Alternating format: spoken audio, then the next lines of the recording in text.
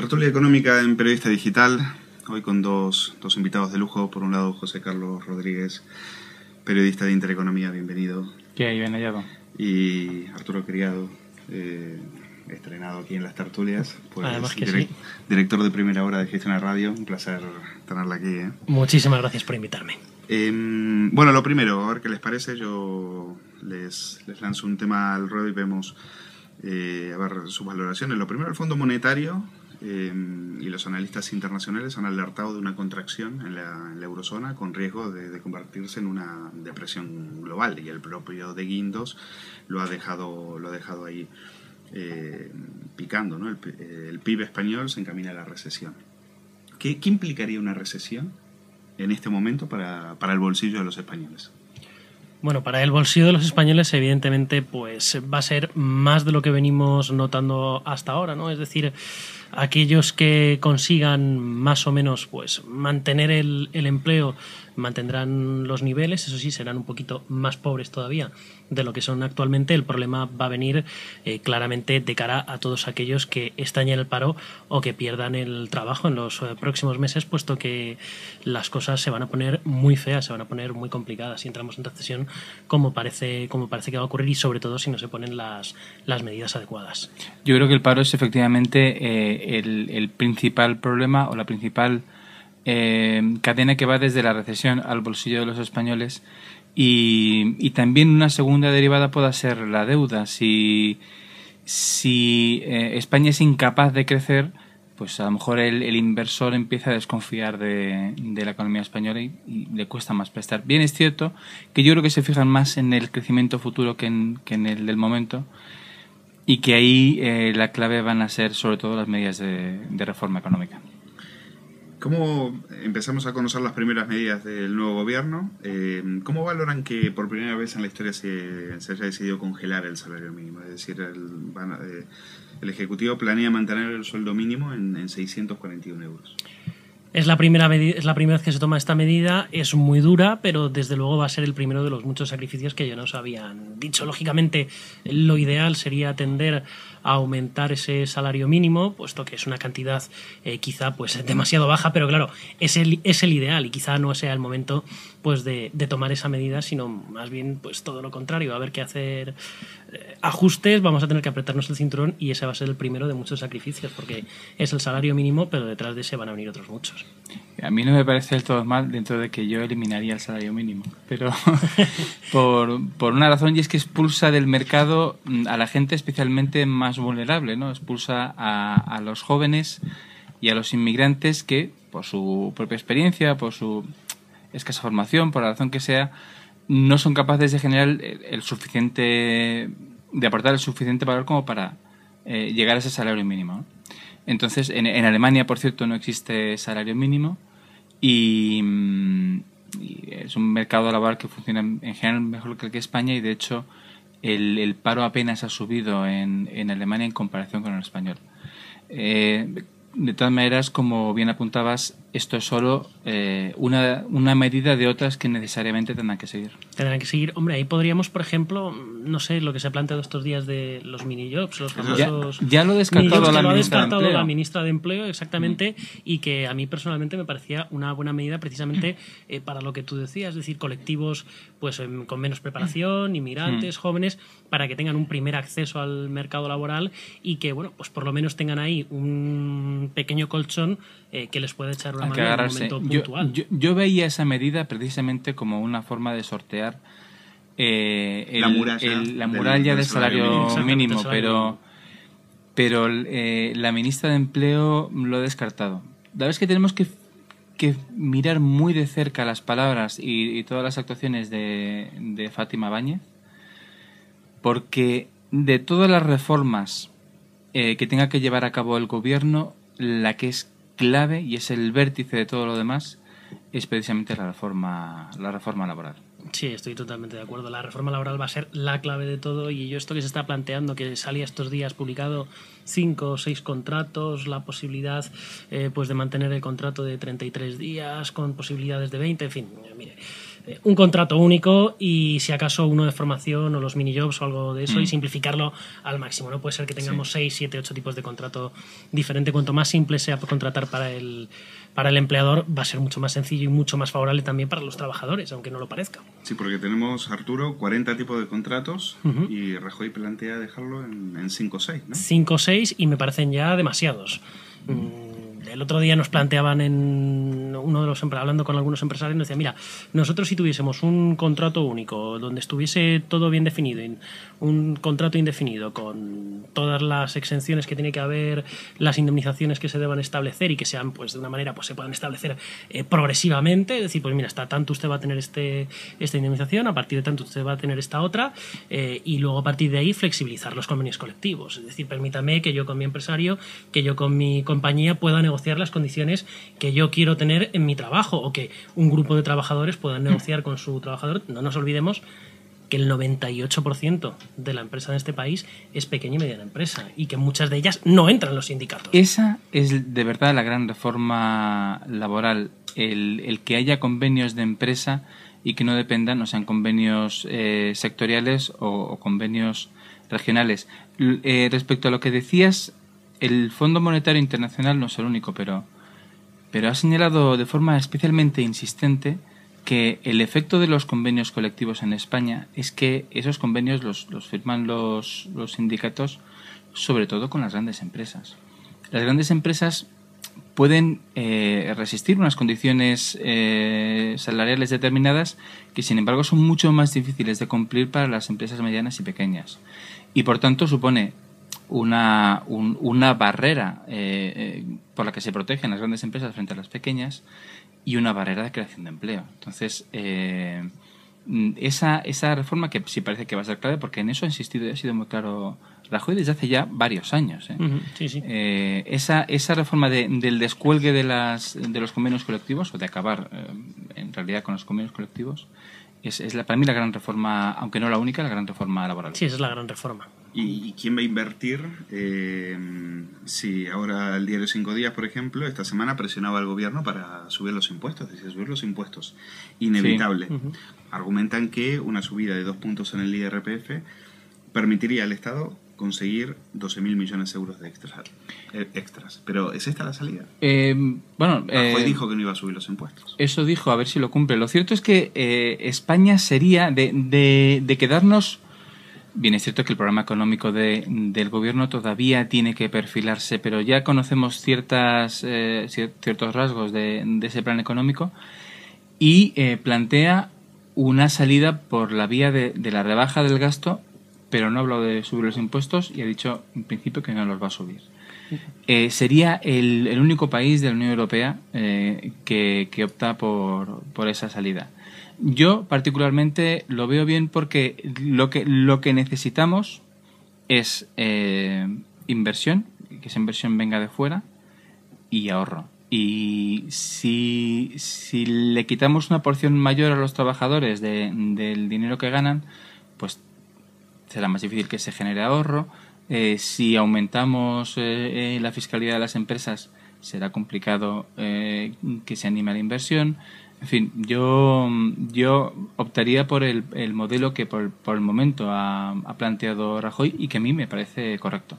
A mí me parece correcto el no subir los impuestos. Lo que no sé es si lo va a poder mantener. Yo creo que todo va a depender de las cifras de déficit que nos vayamos encontrando, sobre todo a 31 de diciembre, y cómo se vayan comportando las comunidades autónomas a partir del 1 de enero de 2012, que vamos a ver si ahí Montoro y De Guindos son capaces de meter en cintura a las autonomías para que empiecen a contener un poquito el gasto, que lo van a tener complicado. Ahí sobre todo Montoro, ¿no? Claro. Me ha parecido, por cierto, muy inteligente separar economía de Hacienda y unir Hacienda con administraciones públicas, porque al fin y al cabo las comunidades autónomas tienen ya un peso en el sector público muy importante. Quien va a tener que negociar con ellas es el ministro de Hacienda. En el anterior gobierno, por cierto, eran 2 ministros los que tenían que tratar con las autonomías. Uno, el ministro de Administraciones Públicas y Política Territorial, y otro, la ministra de Economía y Hacienda. Bueno, pues aquí esto se hace mucho más sencillo. por la parte del recorte del gasto, lo bueno es que es mucho más sostenible y su efecto es mucho más inmediato. La subida de impuestos puede generar más ingresos en un primer momento, pero precisamente por su incidencia sobre el crecimiento, digamos que el efecto a largo plazo pues se diluye, ¿no? Entonces, claro, lo que pasa es que si efectivamente tienes que recortar, como dice Funcas, 40.000 millones de euros, a ver dónde los sacas. Ahí está, más que recordar 40.000 millones es complicado. Por eso te digo que todo dependerá, yo creo, de la evolución del déficit. De todos modos, tenemos el IVA al 18, tenemos 2 puntos de margen para ponernos en la media de la Unión Europea. Yo no sería partidario de hacerlo, precisamente porque sería cargar pues todavía más a las familias y eso evidentemente les perjudicaría, pero yo creo que hay que ir un poco más allá, es decir, hay que hacer una redistribución de todo el sistema impositivo, de todo el sistema tributario que tenemos, no solamente del IVA, sino también del sistema del IRPF. Habría que reformularlo de tal manera que, no voy a decir que el que más tiene más pague, pero que sea un poco más justo, sobre todo para liberar a los que menos cobran de una carga impositiva demasiado elevada quizá para el IRPF y sí gravarlos por la vía indirecta. De esa manera intentaríamos fomentar el consumo. Sé que no es muy bueno precisamente el gravar el consumo, porque habrá gente que me diga, mira, si tú subes el IVA al 20%, todo el mundo va a pagar al 20%, en efecto, pero si yo en vez de tener 900 en mi cartera tengo 1.000, voy a consumir por 1.000, con lo cual eso siempre va a ser más positivo de cara a reactivar un poco la economía, que eso también nos hace falta. Es decir, el que la gente consuma un poco más. Sí. Y luego eso en cuanto a la familia, en cuanto al IRPF, y luego si hablamos de empresas, evidentemente fundamental la reforma del impuesto de sociedades e intentar pues que esté un poco, sobre todo de cara a la pequeña y mediana empresa, sea un poco más flexible y que no sea tan gravoso para ellas. Bueno, el verdadero impuesto es el gasto, porque el gasto se va a tener que pagar antes o después, y se paga o con impuestos o con inflación o con deuda, que es impuestos o inflación en el futuro. Por lo que se refiere a la estructura de la fiscalidad, yo sin embargo creo que lo que hay que fomentar no es tanto el consumo como el ahorro. Precisamente lo que tenemos es una economía muy endeudada. Está moderadamente endeudada por lo que se refiere al sector público, pero las familias están bastante endeudadas y sobre todo las empresas están muy endeudadas. Entonces yo iría más por el fomento del ahorro, por facilitar el desapalancamiento de las familias y de las empresas y lograr así una posición financiera de la economía un poco mejor. De aumentar los impuestos, que yo, insisto, no soy partidario, yo sin embargo sí tocaría el IVA antes que cualquier otra fiscalidad. Y si estuvieran en los pies de Montoro, de Guindos, ¿dónde atacarían el gasto? ¿Por dónde se está gastando demasiado y dónde hay que frenar la hemorragia del gasto? Comunidades autónomas y administración pública. No puede ser el gasto que estamos teniendo ahora mismo dentro de las autonomías y los ayuntamientos. Hay duplicidad de competencias que tenemos que erradicar. Tenemos multitud de servicios que están ofreciendo ayuntamientos y que no pueden pagar. Todo eso se tiene que racionalizar. No puede ser que haya ayuntamientos para 100.000 habitantes o para 150.000 habitantes, comunidades que tienen muy pocos habitantes. Todo eso tenemos que racionalizarlo. No digo ir a una reforma de todo el Estado autonómico, que quizás sería pues lo más adecuado, pero sí por lo menos a intentar reducir todo el aparato público, simplificando la burocracia, simplificando los trámites y eliminando pues duplicidades, especialmente entre comunidades y ayuntamientos, pero también entre gobierno y comunidades, con ventanillas únicas, eliminando pues licencias de segundas actividades, eliminando todas aquellas supervisiones que puedan ser hechas directamente por las comunidades y todo aquello que pueda ser asumido por los ayuntamientos, pues que lo asuman, pero evidentemente los que no lo puedan asumir, pues tendremos que mirar a diputaciones provinciales y de paso, pues a lo mejor, ¿por qué no decirlo?, eliminación de distintos ayuntamientos, como se ha hecho, por ejemplo, en Grecia. Estoy pensando, se han eliminado ayuntamientos y no ha pasado absolutamente, y en Italia también se ha hecho, y no ha pasado absolutamente nada. Al revés, es beneficioso. Un ayuntamiento para 100.000 habitantes o para 50.000 habitantes no tiene razón de ser. Para eso están las diputaciones provinciales, que precisamente lo que hacen es apoyar a esos ayuntamientos que no tienen capacidad de ofrecer determinados servicios. Pues o está la Diputación o está el ayuntamiento. Recuerdo en campaña electoral, en el debate, Rubalcaba sacó el tema de las diputaciones y y sorprendió a Rajoy justamente como si le hubiera adelantado por la derecha, ¿no? Porque sí. Él, curiosamente, no sé si es porque se veía ya perdedor o qué, y soltó lo de las diputaciones y como que pilló a Rajoy fuera de juego. O sea, ¿se animaría Rajoy a tocar justamente unas cajas políticas como son las diputaciones? Las diputaciones no, él se ha mostrado totalmente partidario. Él recuerda que él fue gobernó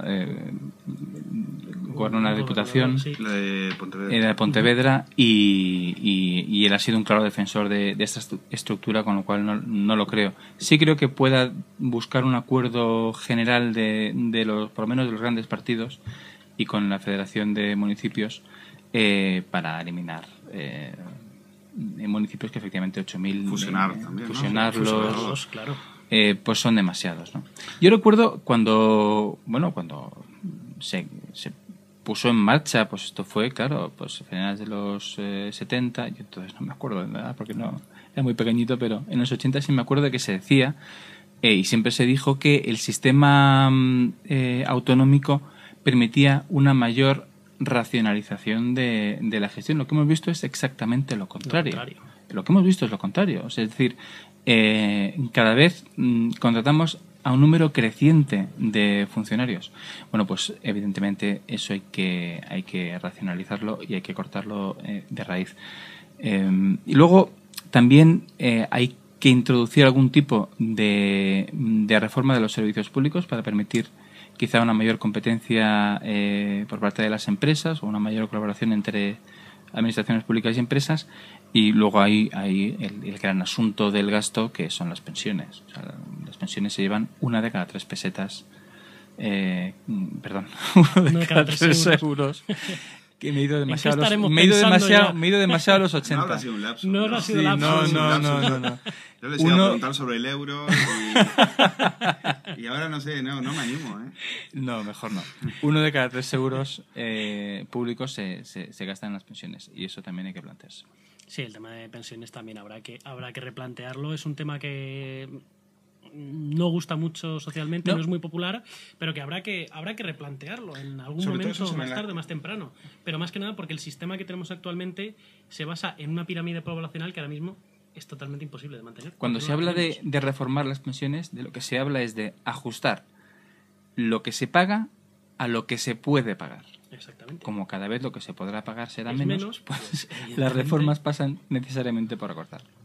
Bueno, a ver si en esto no estáis de acuerdo, porque hasta ahora hay bastante consenso en varios temas. ¿Había alguna con respecto al tema del banco malo, ¿qué les parece? Los bancos españoles tienen activos tóxicos por casi 75.000 millones de euros y parece que el gobierno de Rajoy se inclina por no poner en marcha lo del banco malo. Esto sería una sociedad a la que las entidades podrían volcar esos activos de peor calidad a cambio de deuda pública.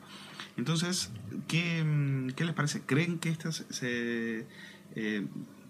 qué solución, qué otra salida le queda? El gobierno parece que prefiere hacer provisiones para sanear estos activos. Lo cierto es que el tema del ladrillo está ahí y algo habrá que hacer con ello, ¿no? Bueno, a ver si en este asunto vamos a pelearnos o no. Les pido, por favor, un poco de disenso. Voy a recordar simplemente que Luis de Guindos en un momento él fue partidario de crear un banco malo. Luego ha cambiado de parecer, no porque cambiase el análisis, sino porque él cree que ya es demasiado tarde y que el peso sobre las cuentas públicas sería excesivo. Yo no soy partidario de la creación de un banco malo. Yo creo que los bancos asumieron una serie de riesgos, seguramente engañados, o no sé si engañados, pero motivados por la política de tipos de interés y la política de los bancos centrales, de expansión monetaria. Pero bueno, al fin y al cabo fueron ellos los responsables, y yo creo que son ellos los que tienen que asumir